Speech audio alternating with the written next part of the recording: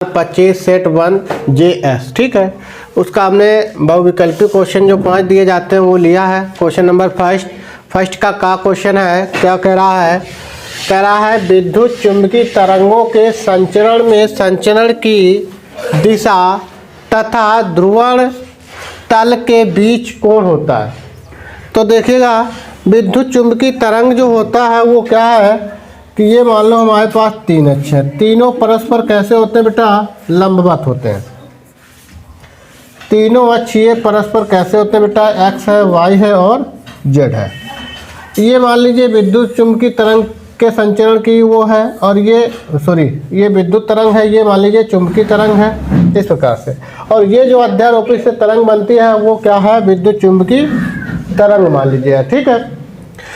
तो यहाँ पे ये तीनों परस्पर कैसे होते हैं? लंबवत। इनके कंपन करने की जो प्रक्रिया होती है वो कैसी होती है बेटा? लंबवत होती है।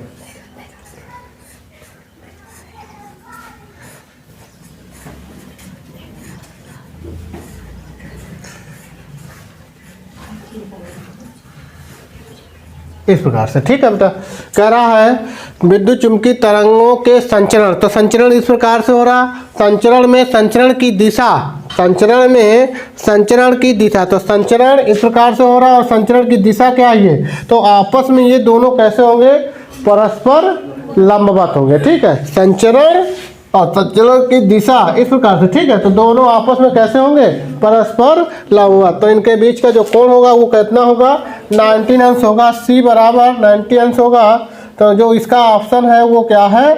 C सही है। ये ऑप्शन क्या है?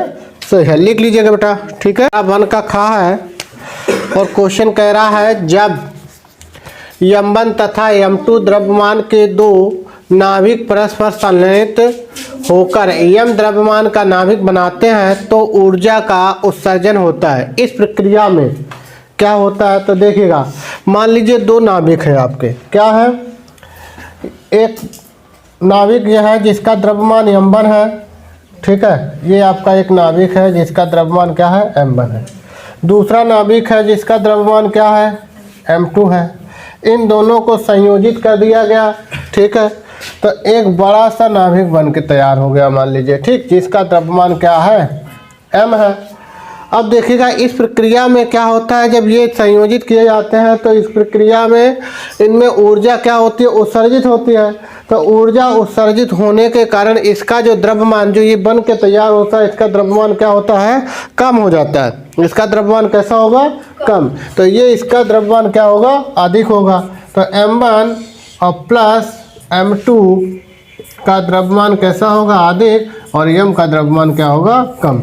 ये ऑप्शन आपका सही है, जो कि ऑप्शन नंबर है बी ऑप्शन क्या है आपका? सही आंसर है, ठीक है। नोट कर लीजिएगा। नंबर क्या है? 1 का गा है, ठीक है। कह रहा है एक प्रत्यावर्ती धारा में 8 ओम तथा 8 ओम का प्रतिरोध तथा 6 ओम का प्रेरक प्रतिघात श्रेणी क्रम में लगे हैं। परिपथ की प्रतिबाधा होगी। तो देखिएगा हमको प्रतिरोध दिए गए हैं। एक आपका ये दिया गया 8 ओम का प्रतिरोध, क्या दिया है? दिया है R बराबर कितना है? 8 ओम दिया गया, ठीक। और ये क्या दिया गया? 6 क्या दिया गया? प्रतिघात दिया गया। प्रेरक मतलब कुंडली लगाई गई, क्या लगाई गई है? कुंडली। तो XL दिया गया है कितना? 6 ओम। ये भी प्रतिरोध ही है, क्या है? ये भी प्रतिरोध है। कैसा कंडीशन है कि ये मान लीजिए आपका परिपथ है जिसमें एक लगा दिया गया है ये प्रतिरोध, और ये भी प्रतिरोध लगा है कुंडली, ठीक। ये सिचुएशन है, ठीक। इस प्रकार से मान लीजिए, ठीक। ये 8 ओम है और ये कितना है? 6 ओम है। अब जब परिपथ में 2 या 2 से अधिक प्रतिरोध लगाए जाते हैं, ठीक है, तो वो क्या है? उसमें हमको 2 या 2 से अधिक आपके लगे हों तो वो क्या कहलाता है? प्रतिबाधा भी उसमें निकालना होता है। क्या निकालना होता है? तो इसकी प्रतिबाधा कितनी होगी, ठीक है। परिपथ की प्रतिबाधा जिसको हम कैसे लिखते हैं? Z से, कैसे लिखते हैं बेटा? जेड से। प्रतिबाधा जेड बराबर क्या होगा? फार्मूला इसका under root R square plus X L का होल स्क्वायर, यही तो होगा बेटा। अब मान भर दो, तो आर का मान कितना है? 8,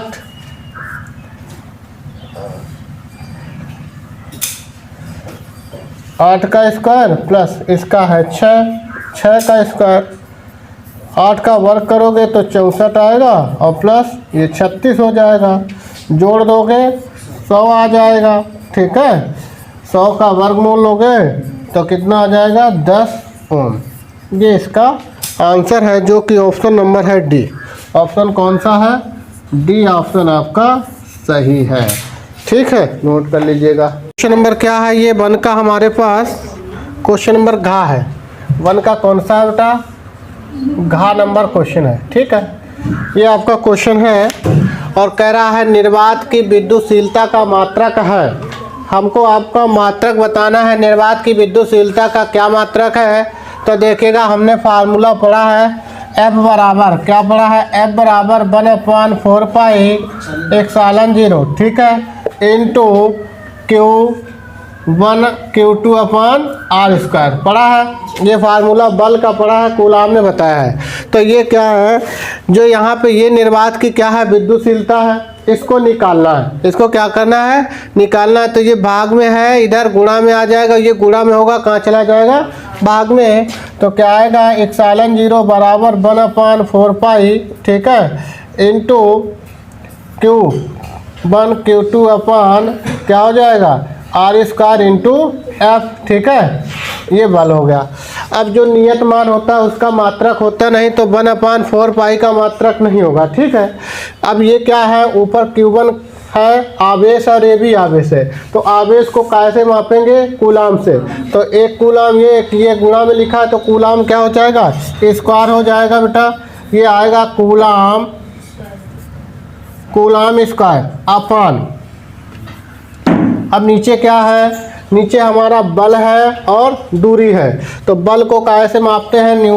न्यूटन इनका मात्रक है बल का न्यूटन। ठीक है, इसको न्यूटन मात्रक है बल का, और दूरी का क्या होता है? मीटर। तो ये हो जाएगा, स्क्वायर है तो मीटर स्क्वायर। यही इसका क्या है? आंसर है, जो कि आपको ऑप्शन नंबर कौन सा है? ऑप्शन आपका बी है। बी ऑप्शन क्या है? सही है इसका, ये राइट आंसर है। ठीक है बेटा, लिख लीजिएगा। क्या है 1 का अंग्या नंबर, जो क्या कह रहा है? न्यूनतम आवृत्ति की विद्युत चुंबकीय तरंगे हैं जिनकी आवृत्ति क्या हो? न्यूनतम हो। ठीक है, तो वो तरंगे आपकी क्या हैं? सूक्ष्म तरंगे। कौन सी तरंगे हैं बेटा? डी जो ऑप्शन आपका है वो सही है। वो कौन सी तरंगे हैं? सूक्ष्म तरंगे। सूक्ष्म तरंगे। ठीक है, ये आपका ऑप्शन सही है, नोट कर लीजिएगा इसको, ये ऑप्शन सही है, सूक्ष्म तरंगे। नंबर क्वेश्चन दिया गया है, अनचुंबकीय पदार्थ की चुंबकीय प्रवृत्ति परम ताप के साथ किस प्रकार बदलती है? तो जो अनचुंबकीय पदार्थ की चुंबकीय प्रवृत्ति है वह है काई। ये आपका क्या है? इसे संकेत काई है, और 1/, परम ताप के क्या होता है? व्युत्क्रमानुपाती संबंध होता है इसका। ठीक है, तो इसको ऊपर ले जाएं, काई टी इनवर्स। ठीक है, ये क्या है? इसका राइट आंसर है, जो कि ऑप्शन नंबर आपका क्या है? बी सही है। बी ऑप्शन क्या है? सही है। ठीक।